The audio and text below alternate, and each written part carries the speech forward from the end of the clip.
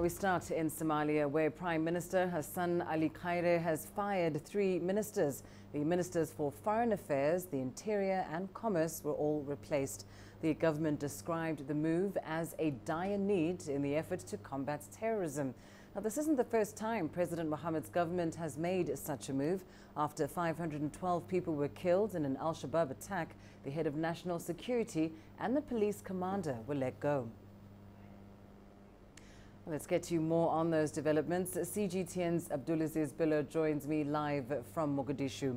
Abdulaziz, it seems that rather an abrupt decision, just less than 1 year as a Prime Minister. What prompted this move by the Somali PM?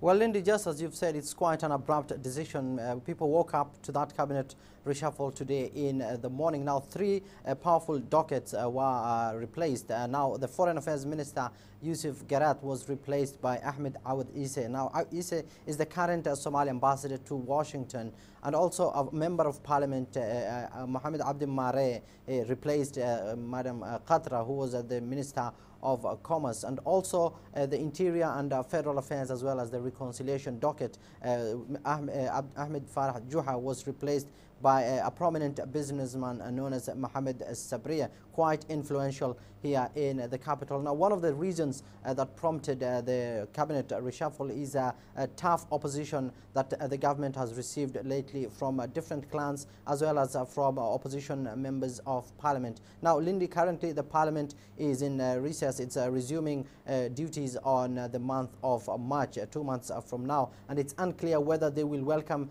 this cabinet reshuffle by Prime Minister Hassan Ali Khaire. And as you've said, this is not the first reshuffle that the government has done following that attack in Mogadishu in October 2017 on the 14th that left 512 people dead. The government made a security overhaul, replacing the head of the national security as well as the police docket. The current dockets are being led by people who are acting in those positions. So definitely it's unclear whether the current reshuffle, Lindy, will be welcomed by opposition members of parliament. But the thing here on the ground is that power is shared among clans. So it's one of the reasons that prompted Hassan Ali Khaire to meet with the elders of these clans and to accept the reshuffle rather, so that these clans can be able to accept the nomination and work with the government so that it can be able to achieve its objectives for the next 4 years.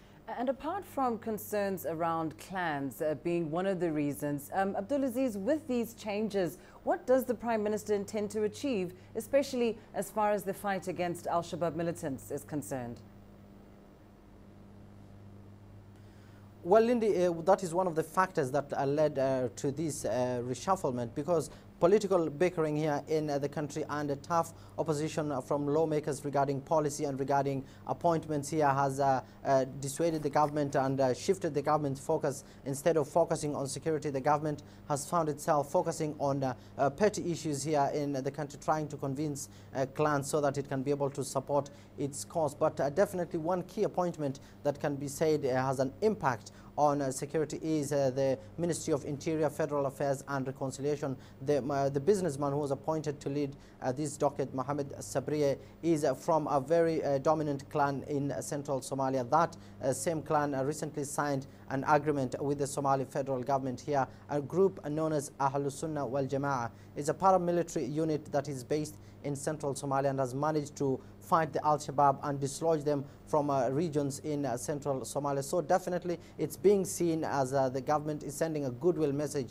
to al-Sunnah wal-Jama'ah that it's indeed welcoming that decision, and the appointment of Mohamed Sabriya is seen as one that is aimed at solidifying the trust and relation between the federal government as well as al-Sunnah wal-Jama'ah. So definitely, Lindy, experts here are saying that this move will be welcomed, especially by al-Sunnah as well as groups here in the country that are supporting the Somali government, and is a sign of a goodwill message that the government is indeed focusing more now on security instead of fighting creating political bickering here in the country. But it remains to be seen in this new year how the government will tackle the issue of insecurity, owing to the fact that AMISOM has already begun its drawdown and al-Shabaab has promised to launch more attacks here in the capital, Lindy. Well, thank you so much. Abdulaziz Billo live for us there in Mogadishu on that Somali cabinet reshuffle.